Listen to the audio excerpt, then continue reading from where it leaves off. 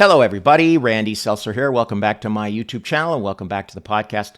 Today, we're going to take a look back at 2022, what happened in the real estate market in the Greater Toronto Area with a specific focus on Mississauga.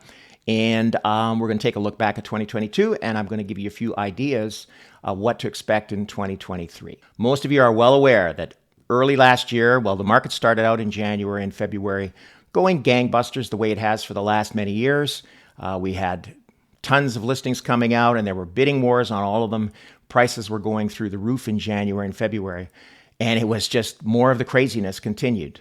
Then, in early March, the Bank of Canada decided to start raising interest rates in an effort to combat inflation. And throughout 2022, we actually had 7 interest rate rises throughout the year, which I believe is a record. I don't think they've ever had that many interest rate increases in a single year before. So our booming real estate market came to a screeching halt. Starting in March, about the middle of March, it started to really slow down. Sales went way down, listings went way down, and prices started to sag as well.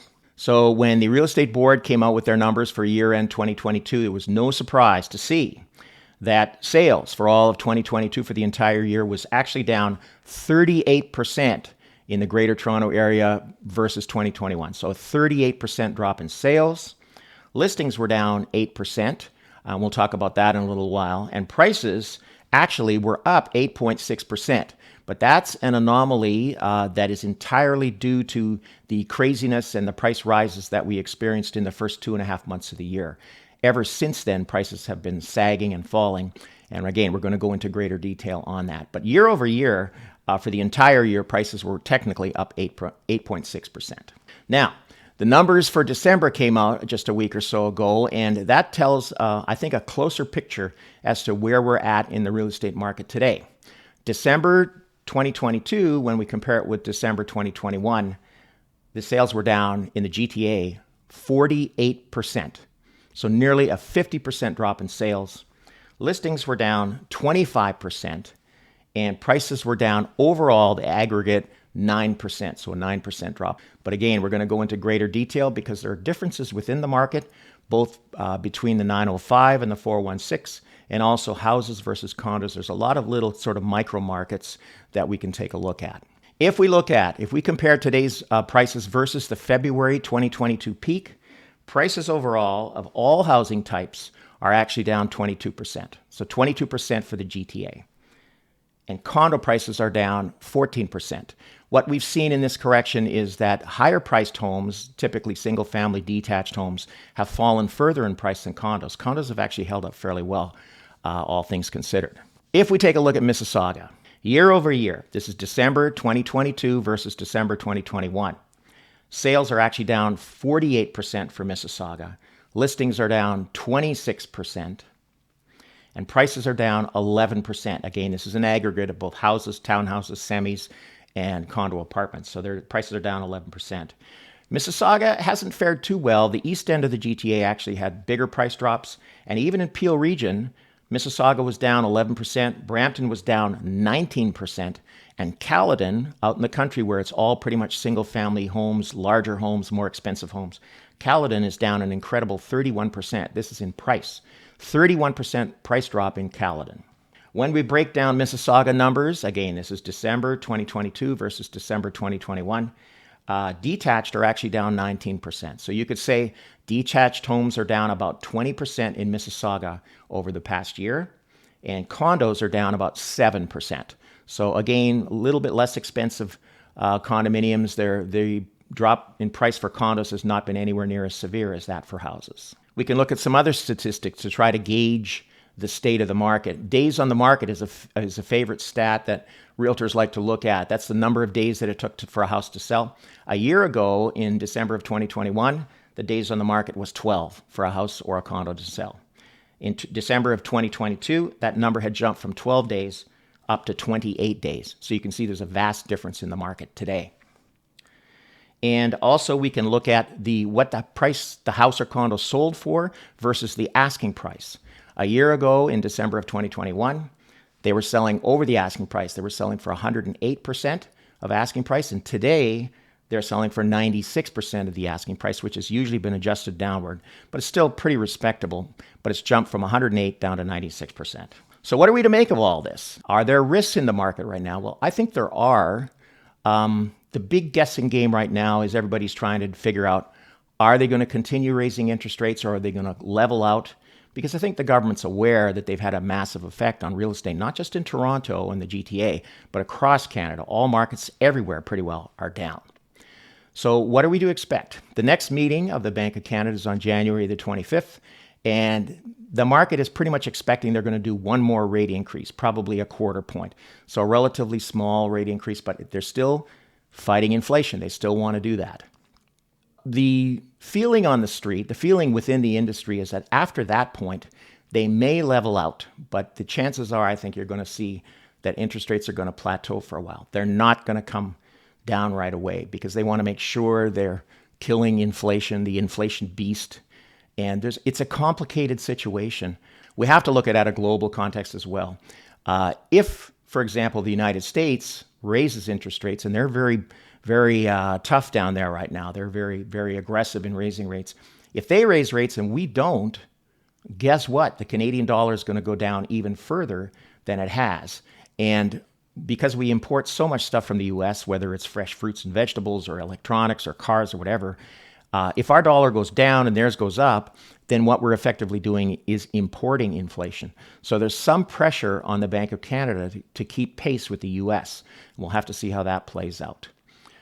So my personal feeling is that after the next increase, which is probably going to happen in a couple of weeks, you're going to see it plateau for a while. But I can tell you all, the days of 2% mortgages or 1.5% mortgages, they aren't coming back anytime soon. So we're going to see a new reality. Hopefully, when rates do go down a little bit, we're going to be looking at mortgage rates in the 4% range. I think they're going to probably end up there because if they go any higher, prices are so high here. You know, we're one of the highest price markets in all of North America. People just won't be able to afford their house or their condo that they want to buy. So that brings us to 2023. So the interest rate outlook is another thing, but there are some risks in the market. I think what's saved us so far is a lot of sellers have decided when they saw that the prices were falling, they just decided to pull their house off the market and wait until the dust settles and hopefully the market will improve. So that's why listings have, while they have not fallen as far as prices and sales have. We haven't seen really any panic selling anywhere. You have to remember that a lot of people bought their property 20 years ago, 30 years ago, when they paid $300,000 for a house that's today worth, $1.3 million. And so whether they retire and get a $1 million tax-free capital gain, or whether they retire and get a $900,000 capital gain, it's not such a big deal for many people. So they're just waiting to see what happens. I believe there are two, what I call ticking time bombs in the market right now. Number one is pre-construction purchases. A lot of people like to buy pre-construction, especially condos. And with the rise in interest rates, the word is out there that there are a lot of people, whether they're investors or buying for their own personal residence, are having trouble getting financing to close on these deals because with the rise in interest rates being so severe. So there are some risks there. Most people who have bought new construction, whether it's a condo or a house, usually have paid about a 20% deposit. And if they can't close, they could easily lose that deposit and furthermore get sued by the builder, by the developer. So that's a serious problem that's out there. I know most developers, the local newspapers like to portray them as being evil, but they're really not.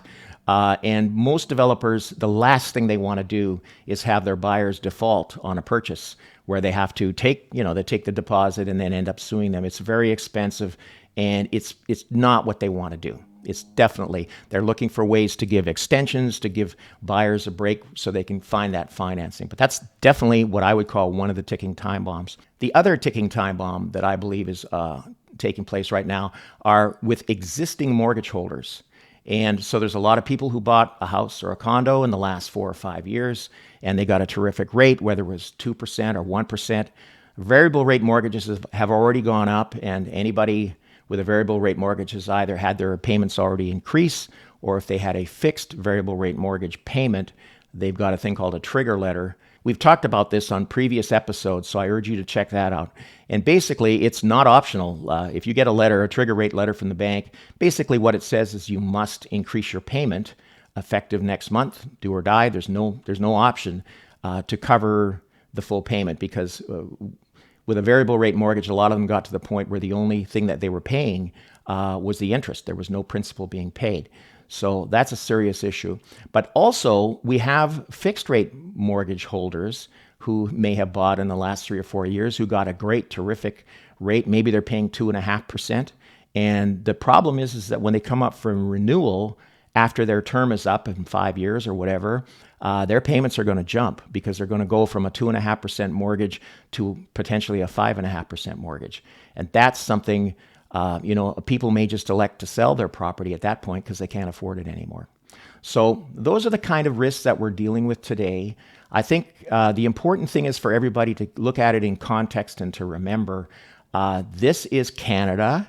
This is Toronto. This is the Greater Toronto Area. We're very popular on the world stage. And I think the problems and issues that we had underneath before the interest rates started going up are still in place. We still have a shortage of housing. There's still more people moving here than there are places to house them in.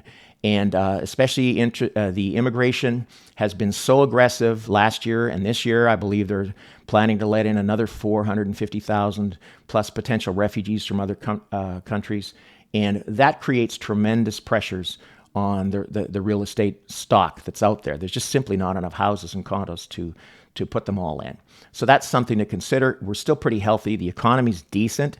There's a lot of high-paying jobs in Toronto and Mississauga and other areas in all sorts of industries. So let's not get too doom and gloomy here.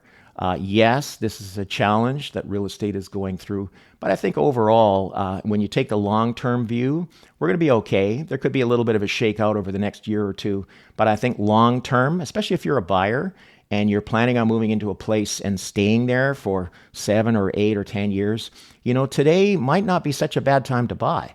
The bidding wars are pretty much gone unless they've been engineered. And by that, I mean, some realtors will deliberately underprice a property to get a bidding war. But for fairly priced properties, the chances are you're not going to be up in a bidding war. And as long as you can qualify for that mortgage, it may be a good time to get into the market. So we'll see what happens as things go forward in 2023. I wish you all the best. Thank you for returning to my channel, or thank you for visiting it. And have a wonderful day, and we'll talk again soon.